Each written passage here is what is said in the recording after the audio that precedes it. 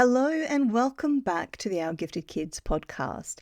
I'm really excited to be here with you today because there has been a little bit of time in between episodes because I got COVID, and COVID really sucks. If you've had it as well, I commiserate, but it hit me hard. It was not at all pleasant, and it really kind of knocked me.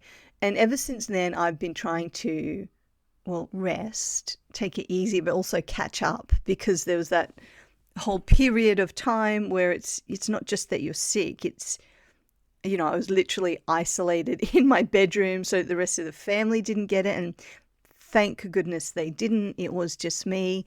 But you just kind of stop everything. Everything gets cancelled. And it was very unpleasant, and then I got better, and then I got a cold. So it's just been this bit of a saga. And for the first time in a really long time, I'm actually now feeling better. So I'm very excited to be back and bringing back our podcasts. And thank you very much for your patience while I sort of recovered there. But I feel like I'm moving seasons. Now, I don't know if this is something that you have also experienced, but I feel like with life, but also particularly with parenting, we go through these seasons. And you might call it a phase. You go through a phase, but I kind of think of it as seasons because some of them can last a little while. Some seasons are shorter than others. Some seasons, you can have the challenging season, and then you move into everyone's coasting season. And sometimes you have a season where everything's kind of just going great, and then you move into the next season and you've got something that you need to work on and it's not so great. And it's just kind of like shifting from one season to the next. And I personally love this analogy because it makes me feel like whatever is going on, like the tricky stuff, it's okay, because this too shall pass. This season will come to its natural conclusion and we'll move on to the next season. And it just helps me to kind of focus on the now, but knowing that it won't last forever. And so over the last, I think, probably a couple of years, I think the season that has just ended for me is probably a 2-year season, if I'm going to be perfectly honest. And over the last 2 years, for me personally, with my kids as well, we kind of went on this parallel journey of being identified as both gifted and autistic. And for me as an adult, that was pretty big. So I'm moving out of this season of deep reflection, which also contained quite a lot of grief that involved a bit of depression and anxiety, if I'm going to be 100% honest. And as I processed and consolidated that reality of being diagnosed in the last year, it was this massive shift in perspective for me. We think of these things with our kids, and they're big, but what I've realized is that impact of those decades, not even like lifetime, of reconciling this new information for me personally, let alone how do I then incorporate that into my parenting. It's been really big, and I feel like that season has come to its natural conclusion, and I'm moving out of that deep reflection into something which is feeling a lot more upbeat and hopeful, which is super exciting. I feel like I'm moving out of what has been maybe like a really long winter into, a new spring and summer. And I think that's why I like the season analogy, because there's that kind of vibe to it. Sometimes it feels like we're going through winter. Other times, we're in the glorious rays of summer. And it's just a nice way of moving from one to the next. So I'm feeling very much at the moment that I'm coming out of winter and moving into spring, even with everything that spring brings with it: hope, excitement, beautiful flowers. And I mention this because in life we have this tendency to assume everyone else has their shit together, right? Excuse my language. And it's just us that is kind of struggling with the day-to-day. But I do try to be real on this podcast. I don't want anyone thinking that I'm not human, that I'm not just another parent doing my best, taking each season as it comes. But I have learned that each season comes with opportunities to learn and grow and shift life. And for the first time in ages, I'm really feeling that shift, and I'm excited, really excited about moving into this new season. And so you're welcome to continue the journey with me. And so I thought it was very poetic today in moving forward to look back. And today's episode is one I recorded right back at the beginning, but I just hadn't published. So when I first started the podcast, I was incredibly nervous and I had this idea. I had no idea where it would go. I just felt very strongly that we had to talk about this gifted stuff. And I felt like it was this taboo thing to do and say and talk about. And I just felt like I had to do something. And so I did call upon some friends and people I know to kind of start out in this conversation. And I was blessed with many friends who are like, yeah, I'm behind you. And I'm prepared to share my story and come on this journey with you because, we also think this is something that we need to talk about.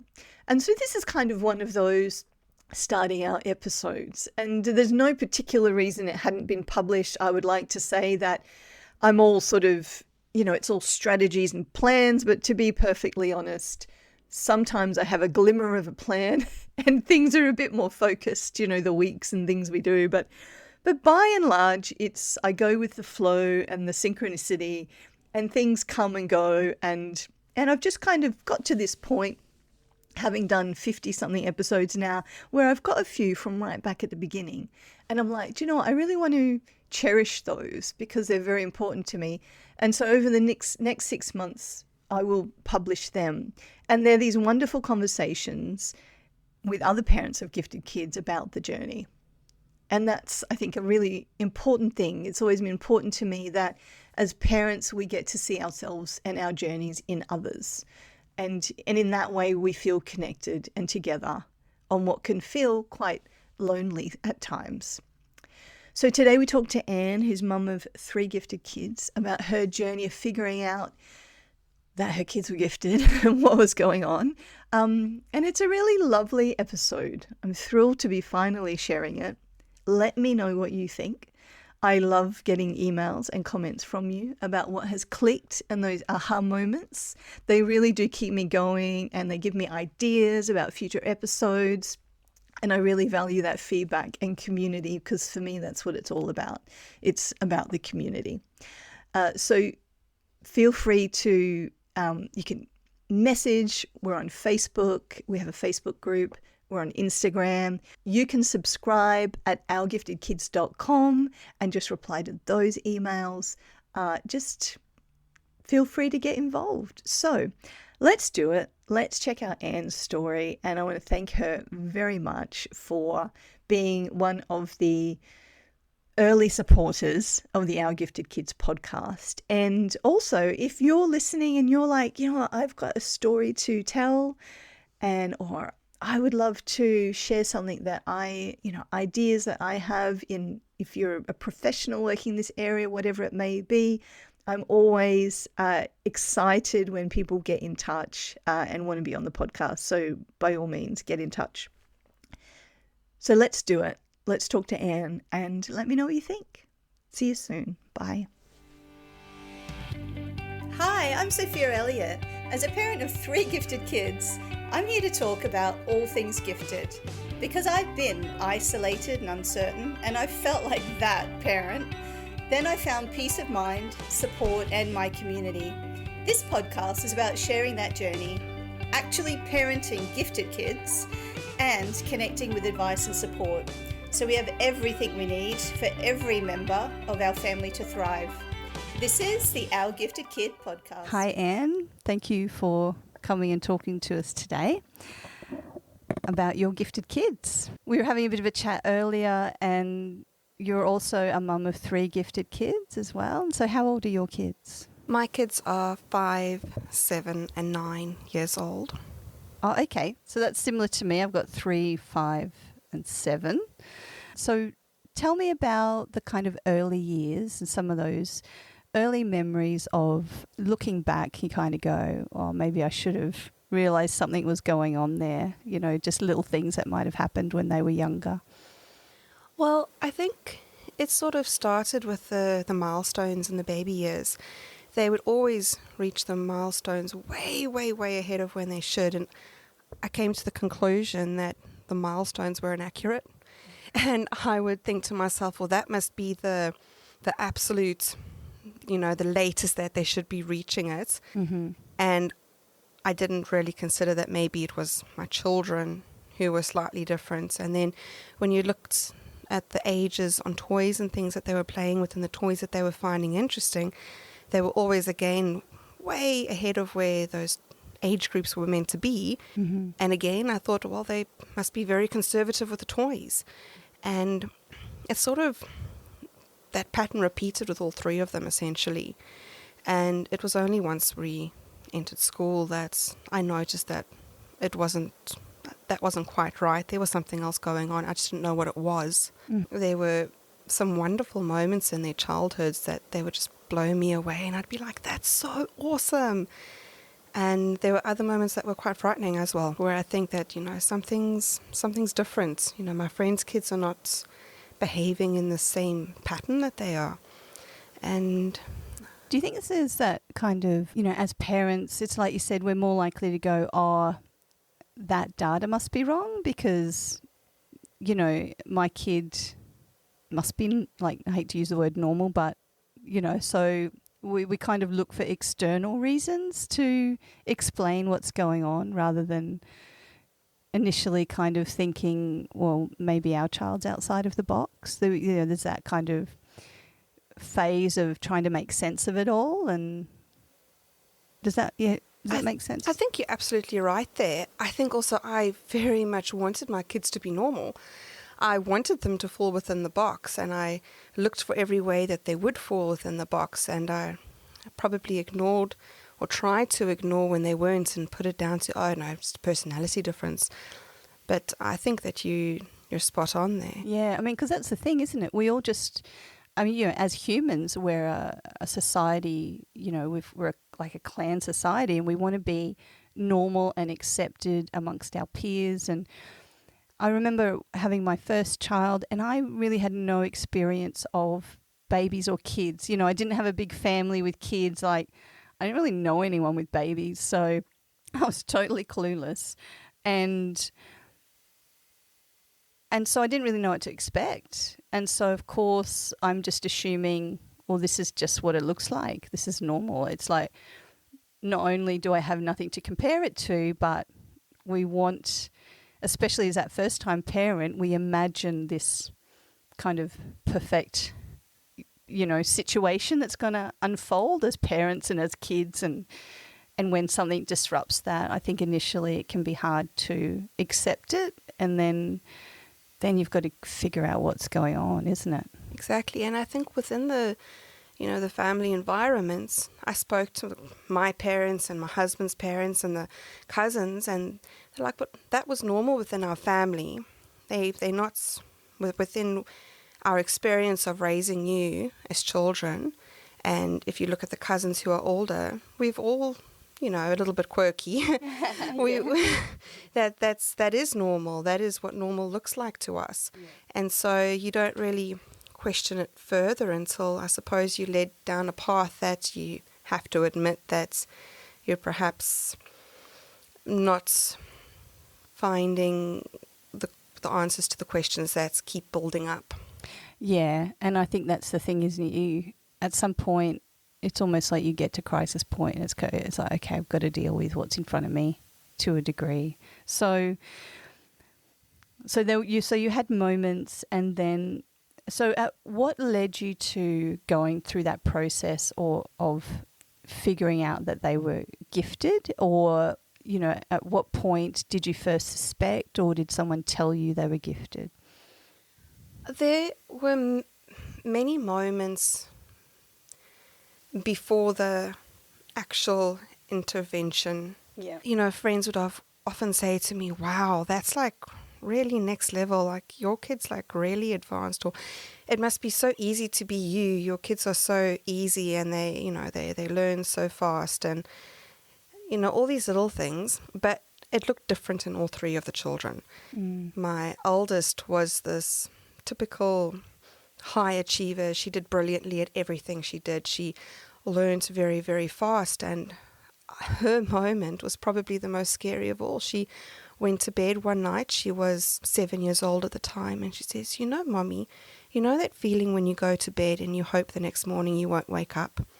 I have that feeling again tonight. Oh my God. And I was in absolute... At 7. At 7, I was in absolute shock. I was like, what? Where's this coming from? I went to my husband and I had a good cry, and he was in shock, and we're like, right, we've got to do something. Yeah. In addition to that, I couldn't understand why the person she was at home was not the person she was at school. Oh my God, I totally hear you. I don't know how many times I've said to educators and therapists and people, when you see who I see, I'll know we're getting somewhere, because this person I know at home is so far removed from who you describe to me that it scares me, Exactly. Yeah. And one of our moments was my oldest, and he was 5. He was halfway through reception, and he was depressed. Life had sucked the joy out of him, and to see, and otherwise he'd always been this hyper delightful kid, to see him like get joy out of nothing was devastating. Yeah, I totally get that. Yes. So you had this moment, and did you had you heard of Gifted? Was that on the radar, or it was just like, okay, something's going on, we've got to figure out what? I had no clue. For me, Gifted was these genius children that you see on TV that are 2 years old and can name all the countries and identify all their flags. And my kids were not like that at all. My kids could certainly not do that. And so I had a very unrealistic, untruthful view of what giftedness was. And I didn't even realize that giftedness was the word. I thought the word was genius child. And I certainly did not have genius children. Yeah. Yeah, it's not that sort of Sheldon Cooper. Yeah, they're reading at 18 months and,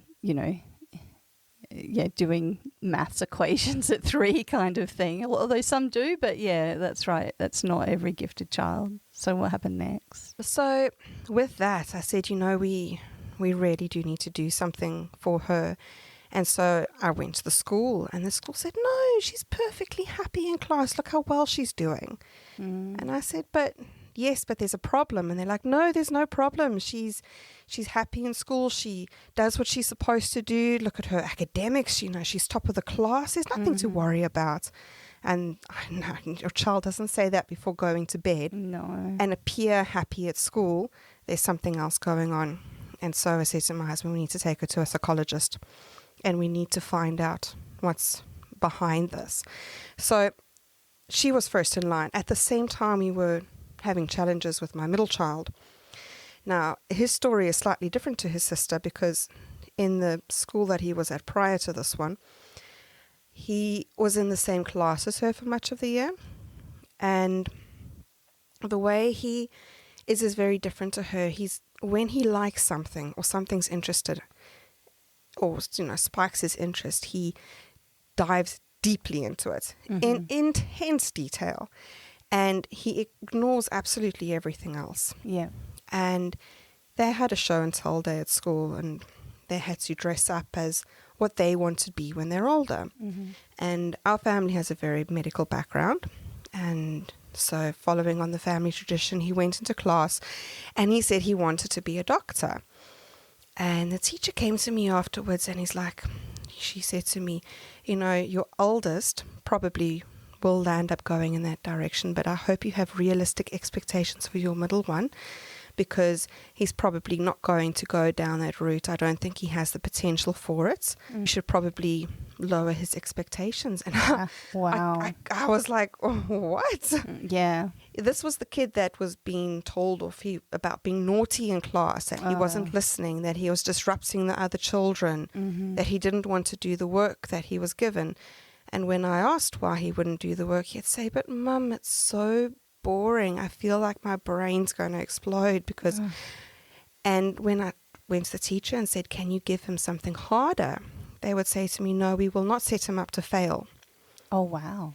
And there was even an example. So he was in a Montessori school, and a big thing is the Roman arch. They build this Roman arch out of blocks, and he had wanted to do this Roman arch for ages. He had been watching the other children do it, and he said, Mum, I know how to do that Roman arch. And I said to the teacher, can you just let him do the Roman arch? And they said, no, there's steps that you need to do before you get to the Roman arch. Yeah. And I said, well, can you just let him try? And again, I was told we will not set him up to fail. Mm-hmm. And we had this parent thing where the parents go into the class and the children interact with the equipment. And I said, Jamie, let's just go over there. Let's just try the Roman arch. Yeah. And he smiled and his eyes sparkled and he was so excited. And he did it, and he built it perfectly. Step for step, he did the Roman arch. And I called the teacher over, and she said that I had built it. Oh, my God. Seriously? Yes. And That's outrageous. I said, absolutely not. He built it himself. Can he do it again so he can show you? And she wouldn't let him. My goodness. They left the school the next term, and we went to another school that I hope would see my child for who he is. Yeah. They had seen the sister, or the oldest child, and thought that it would translate onto him. They thought that he would be the same type of kid, and he wasn't. Yeah.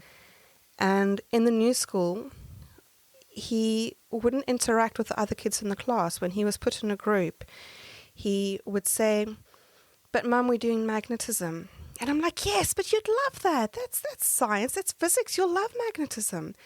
And he said, but Mum, the kids don't know their periodic table. And I'm like, well, you don't need to know your periodic table for magnetism. And he said, yes, of course you do. How do you know what elements are magnetic if you don't know the periodic table? I love it. Going deep. Yeah. And I said, but you don't know which elements are magnetic. And he said, well, yeah, cobalt, nickel, iron.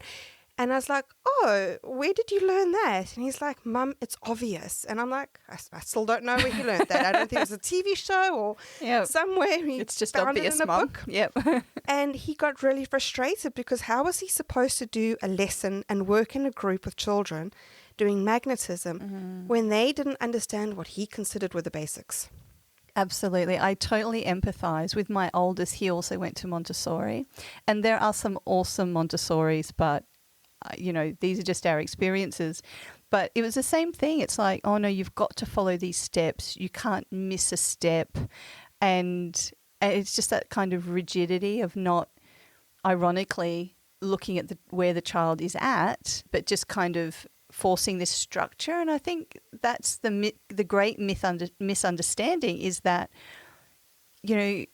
gifted kids, they learn differently at a different pace. It's like, they could probably do something once or twice and then jump 5 steps because that might be how they learn, or that particular kid might learn. And I've experienced this myself, and I've heard it so many times. It's just that lack of imagination for what potential a child might have, and seeing them for who they are, which kind of breaks the child at the end, doesn't it? It just is so devastating for them not to be seen. It does. And what you said about the way they learn, when we did our WISC on our middle child, the psychologist clearly showed us that when the parts of the test were easy, he sort of didn't focus at all. He found it insignificant, didn't try. Mm-hmm. But the progressively harder it got, the better he did, and the stronger his responses and the quicker his responses. Yeah. So being in an environment where they were forcing him to do the basics was actually quite damaging because he wasn't able to almost process that. He wasn't able to focus on it. Had they just jumped a few steps ahead, he would have thrived. Really engaged with it. And engaged with it. Yeah. So with the school saying to us that he's not cooperating with his classmates, he doesn't want to be in groups with them, and him coming home extremely frustrated, and academically he didn't have the same academic picture that my eldest had. He looked quite average, almost poor academically. Yeah. And so I think, how can this child have so much knowledge and understand difficult concepts so very easily, but at school Just struggle with. He's not doing very well. Yeah, absolutely. It didn't make sense. And I kept saying to my husband, but how can that be?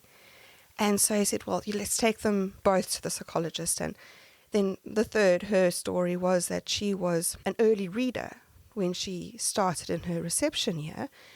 And by the end of the year, she couldn't read. She literally went backwards. She literally went backwards. She went in as an early reader, and on the first day of school, they started learning the alphabets, and she came home with a letter each week.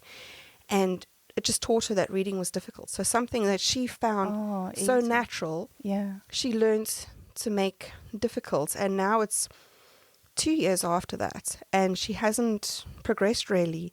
For her, reading is now something you have to learn, and is hard, rather than something that she just naturally did on her own. And we said, well, since we're having the other two done, we might as well get her done as well, and just, see what's going on around overall. And we went to the psychologist, and she said, she thinks she knows what's up. And she said, have you heard of giftedness or giftedness in children? And I said, I've got no clue what that is. I'm not here for, gifts. They've got problems. And she said, do a bit of research, but she would like to do some testing on them and just get a better picture of who they are and what's going on. And we went through the testing, and all three of them came out with, I don't know if diagnosis is the right word. Yeah, I know what. Yeah, I always I don't know what to say. I guess it is a diagnosis. I mean, but the assessment, assessment showed that they were highly and profoundly gifted, and it didn't make sense to me. I thought, no, that must be wrong. So the irony of don't have too higher expectations of this child wanting to be a doctor is actually, well, if anyone was going to be a doctor, it could be that kid. Yeah. You've just not been able to see the way he needed to learn, And I'm fascinated by this and horrified at the same time, because as parents, as educators, we're responsible for teaching our children about life and about learning, and we all want them to be these lifelong learners, but what are we teaching them about how to learn and what learning is? I mean, if something comes easily to one person, and then like your youngest being taught that actually, no, it's a hard thing, that can be so damaging, isn't it? Like, we're really got to be aware of what lessons we're teaching kids about learning. And I think that's what I see as well. So much damage done in these early years of education where gifted kids aren't recognised, because it's like they're learning the wrong lessons about learning. What they need to learn is it's okay to try and fail. It's okay not to know the answer. It's okay, because so much comes easily, to try the hard stuff that doesn't come easily, but they're learning different lessons that aren't for them. And it can be hard to undo those other lessons. That is very true. I look at my eldest, and if something is slightly difficult for her, she sees it as impossible.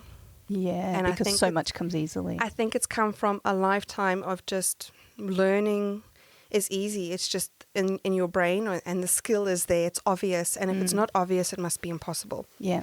And it's been extremely difficult to turn that around, and within the school environment, it was impossible. Yeah.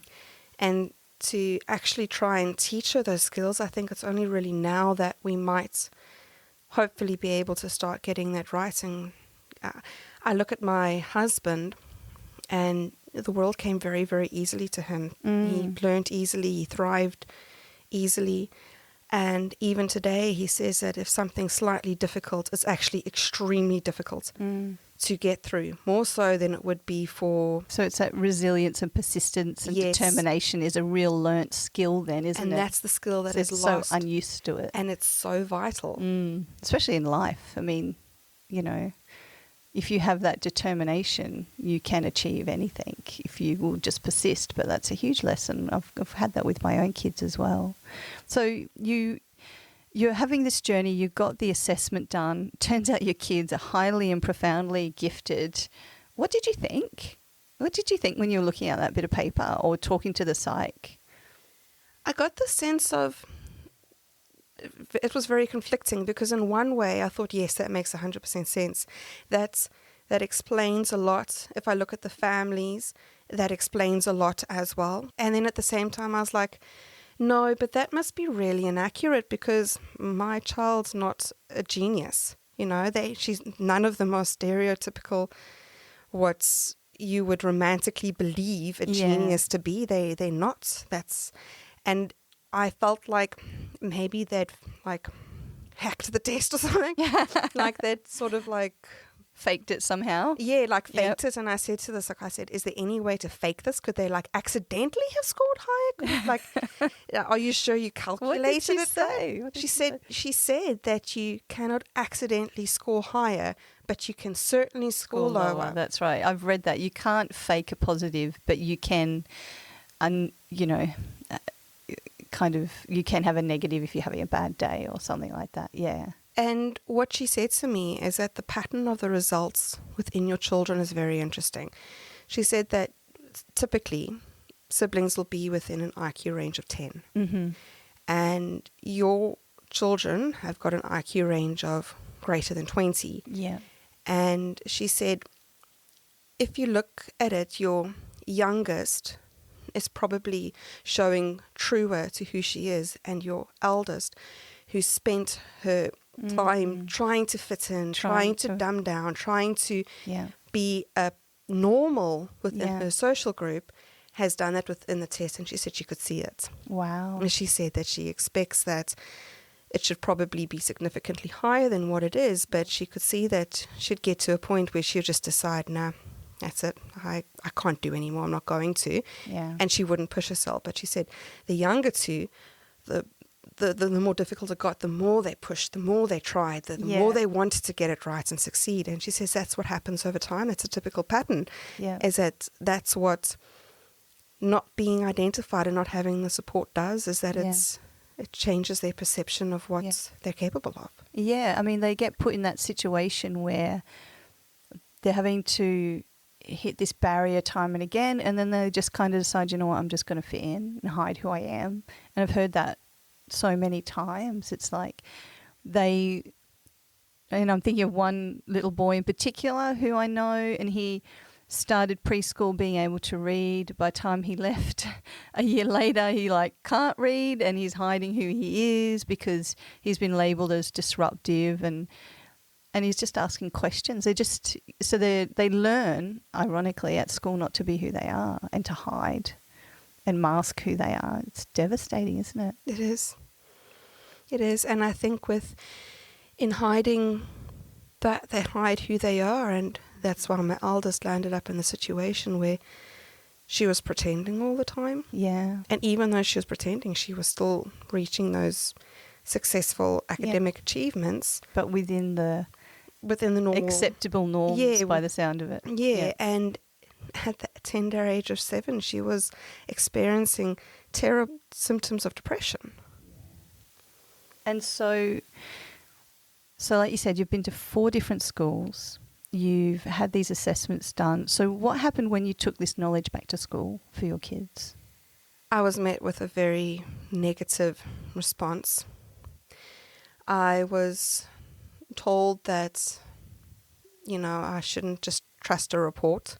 Oh, wow. And that you shouldn't trust the expert psychologist. No, right? No, that it was basically invalid because it wasn't the one that the psychologist that they would have recommended, and that all children are gifted, and that my children are no different from the other children in the class, and that there's bright children in the class that they can connect with, And when I said, but we're not talking about, I'd now gone back and done my own research and actually found out a bit more about what giftedness was and what it looks like. And I educated myself a little bit.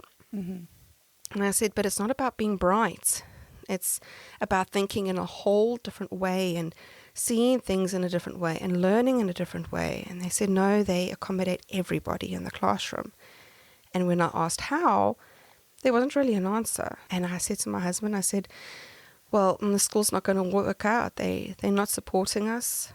They're not giving us the answers that we would want to hear to know that there's going to be a positive experience further down the road. You want them to cooperate with you. You want the school to hear you. You want the school to say, wow, that is fascinating. Okay, what can we do to assist your children within the school environment? What is it that we need to do to help them? And we didn't get that. We were basically just told that we were being difficult parents and that we should just leave the kids and let them be, because the eldest was doing well. The youngest was well ahead of where she should be. And the middle child's behaviors were, although becoming disruptive, were reasonable. There wasn't anything that was too extreme that they were concerned about or made being in the class with them too much of a problem. I think what I found in talking to the educators at my son's previous school was, I think I was incredibly disappointed. And I've had this conversation with a teacher friend of mine before, and I'm a parent, I'm not a teacher. I don't have any personal, professional experience or knowledge of seeing lots of kids the same age and seeing how different they are and how one might have strengths here or weaknesses there. And I guess as a parent, when I took my child to school, I had this expectation that, well, you've seen lots of kids come and go throughout the years as a school collectively and as teachers who have been teaching for years. And I kind of assumed a certain knowledge about, well, you would know what to look for. You would be able to see this kid's struggling, this kid's got strengths or these characteristics or those characteristics because of those inherent skills and experiences of teaching. But what I learnt from my experience, and like you say and like I hear all the time, is actually there's this huge brick wall goes up and suddenly a formal document from a psychologist who is expert enough to do a test on giftedness and look at, other things as well. They obviously look at a range of things, can be just completely disregarded as... And frowned upon almost. And, yeah, absolutely. And the whole thing just kind of ignored or they just want it to disappear. And I was actually devastated. We had been at this school for almost 5 years in that community. We were a part of the community, and when we went and back there and had that conversation with them, I felt like they had betrayed my son and the way that they treated us, similar to you. I just found it completely devastating, and I didn't understand it. Like, even as professionals, you've been presented with this research-based evidence. I mean, these tests and assessments are full on. Like, they're really particular. There's all these rules around them. I can't even pretend to understand them. There's so much in it.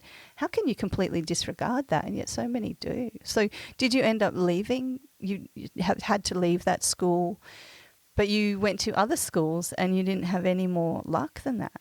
Well, I started researching in the city we were in which school would be able to offer and give them what they need. And I joined every Facebook group that I could possibly join. Yeah.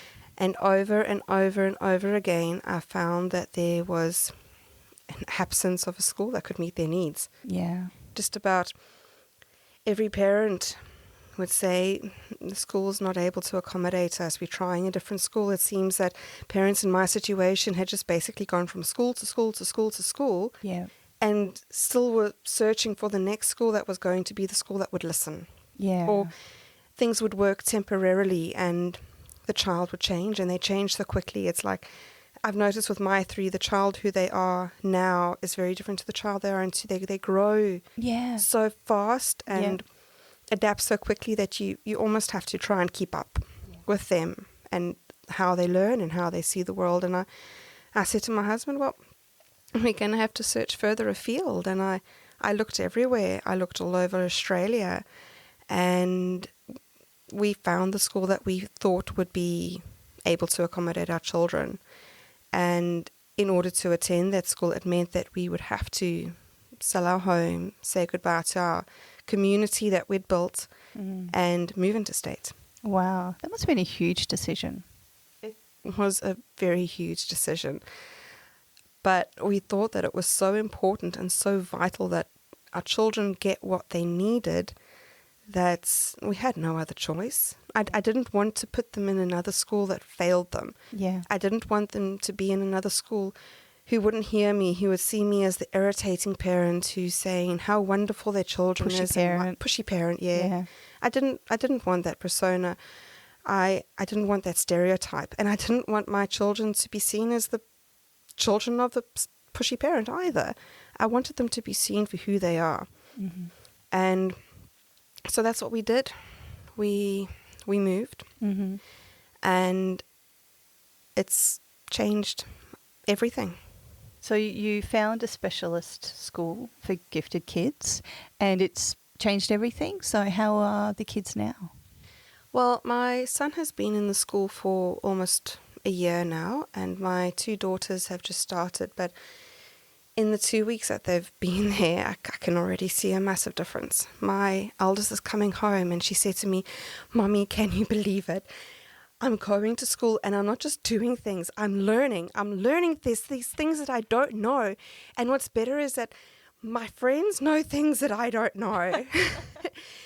Oh my God, that's beautiful. Yeah, and like just the excitement when she comes home and she was given this maths equation and she says, "We have to figure it out." The one girl's doing one part of it, or the problem, and another girl's doing another part of the problem, and they're going to get to school and amalgamate it, and they're going to put it together. And she showed it to my husband, and my husband was like, "This is fascinating. I've not seen something quite like this before." And he was up for 3 hours because he was so interested in this maths problem. And she woke up the next morning and she ran to him and she's like, Daddy, I solved it." And he said, "Me too." Well done, Daddy. Yeah, and they discussed it, and she was excited. She has never, ever had an opportunity like that at a previous school. That's beautiful. And that's not within the curriculum. That's extra. That was fun. That was a fun project for the kids to do. Yeah.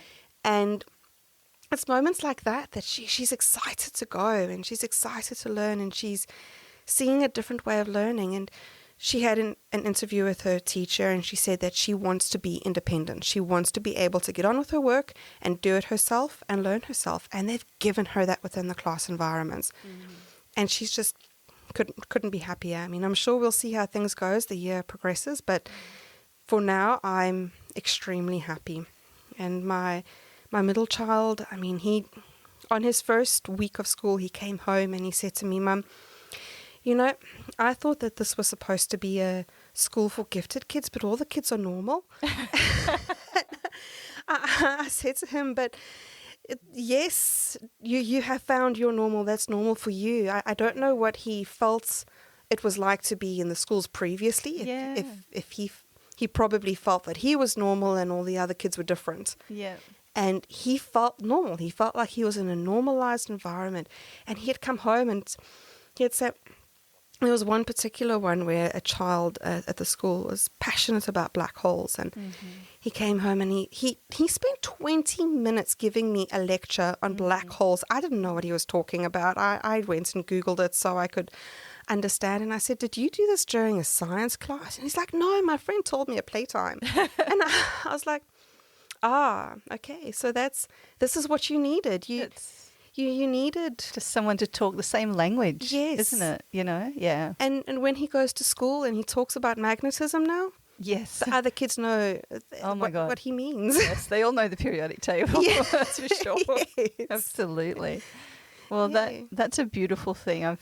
I'm glad that they've found somewhere to belong. And I think that's, at the end of the day, we're all just looking for somewhere to belong, aren't we? You know, and be ourselves and be seen. And what we need in a school is one that will teach them the way that they learn. Exactly.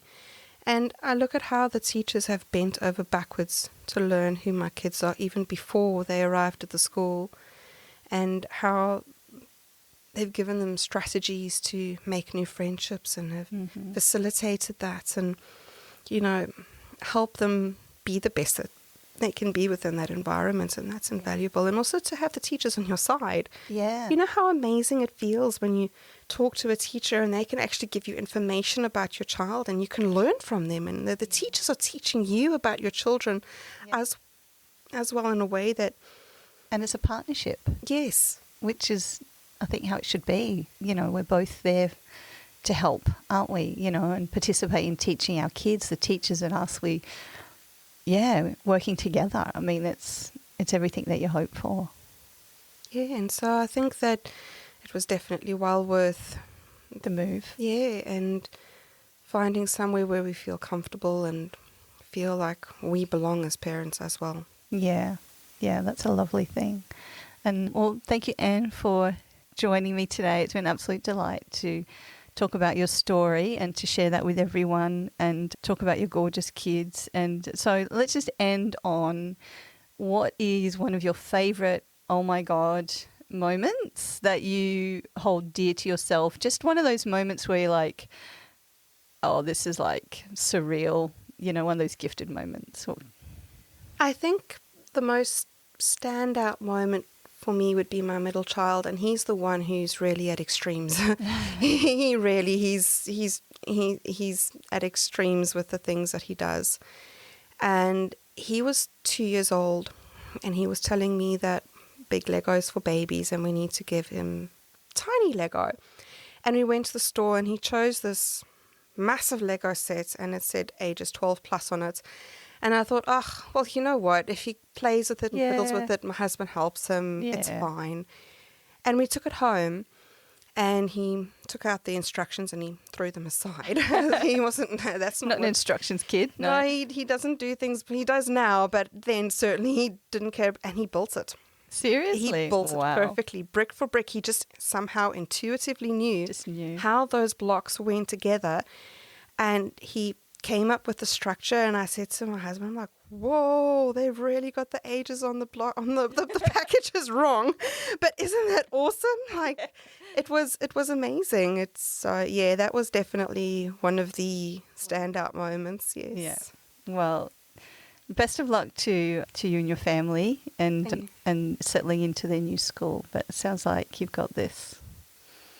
Yeah. Thanks for coming. Thank you, and thank you for having me and letting me share my story. Yeah, no, that's really appreciated. Thanks very much. If you enjoyed this episode and it inspired you in some way, I'd love to hear about your biggest takeaway in the comments. For more episodes, you can subscribe, and to help others find our podcast, please leave a review. You can find show notes and more resources at ourgiftedkids.com, and connect with us on Facebook and Instagram. See you in the same place next week.